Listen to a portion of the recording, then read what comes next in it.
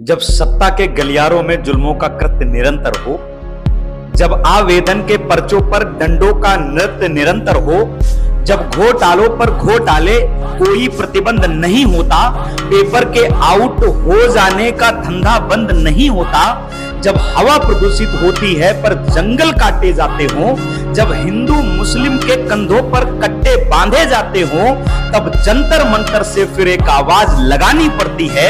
इस लोकतंत्र की सरकारों से लाठी खानी पड़ती है। नमस्कार दोस्तों, मैं हूं धर्मेंद्र वर्मा। इस माहौल पर, पूरे माहौल पर दिनकर साहब की 4 पंक्तियां याद आती हैं कि सदियों की ठंडी बुझी राख सुगबुगा उठी, मिट्टी सोने का ताज पहन इटलाती है, दो राह समय के रथ का घर घर नाद सुनो, सिंहासन खाली करो कि जनता आती है।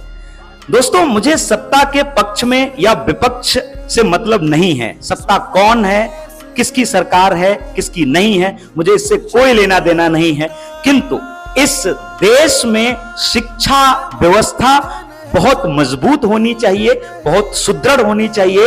और इस शिक्षा व्यवस्था अगर जब हमें खराब होती नजर आए तो हमें बोलने का पूरा अधिकार है, और वो मूलभूत अधिकार के तहत हम सबको बोलना चाहिए, खड़े होना चाहिए, इस सत्ता से सवाल करना चाहिए कि जहां पर हमें इस शिक्षा को, हमारे देश को शिक्षित करने के लिए तमाम सारे लोग लगे हुए हैं और उस शिक्षा में सुधार आए, बेहतर बने, बस इसी के लिए हमें आपको लड़ना पड़े यदि तो लड़ना चाहिए, और लड़ेंगे, हम अंत तक लड़ेंगे।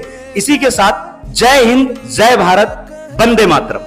सत्ता का खेल तो चलेगा, सरकारें आएंगी जाएंगी, पार्टियां बनेगी बिगड़ेंगी, मगर ये देश रहना चाहिए, इस देश का लोकतंत्र अमर रहना चाहिए।